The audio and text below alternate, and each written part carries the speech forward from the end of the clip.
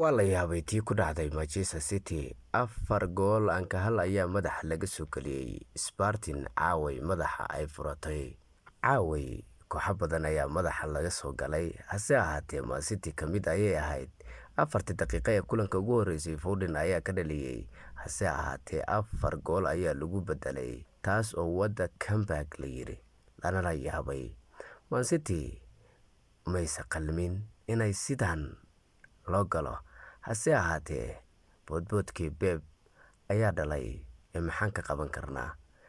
Kaaga sii daranka mid aan weligiis championka hat-trick ka dhalin ayaa ku barbartay oo ka dhaliyay hat-trick.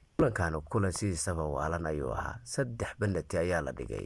Haddii aan u nimaano kulanka 4 daqiiqo ee ugu horeysay Man City hogaanka ayay qabatay, gool ayay dhalaysay, hase ahaatee 38 markii maraysay waa laga dhaliyay. Isla gool kale ayaa laga dhaliyay 46-dii. Penalty ayaa lagu helay 49-kii.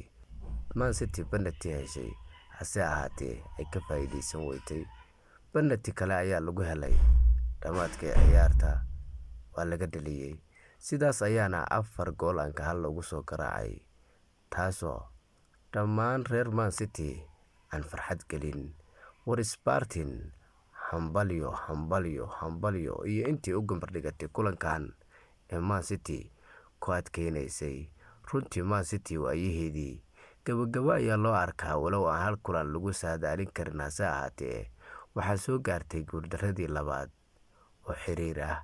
Championka iyo Premier League waa la isku daray. Haddaa maqli jirtay Man City ayaa 4 koox kaga soo badisay, caaway ayada ayaa 4 loo soo dhiibay, madaxa ayaana laga soo galay, iyadoo la cayrinayo ayaana la soo bixiyay. Haddaba kulankan maxaad ku xasuusataa adiga ahaan haddii aan ku weydiiyo? Dhammaantiin waa mahadsantiin. Muuqaalkan hadduu ku soo gaaray like iyo follow iskugu dar. Subscribe dhanka YouTube-ka haddaad naga daawanayso. Magacaygu waa Bilay Sports.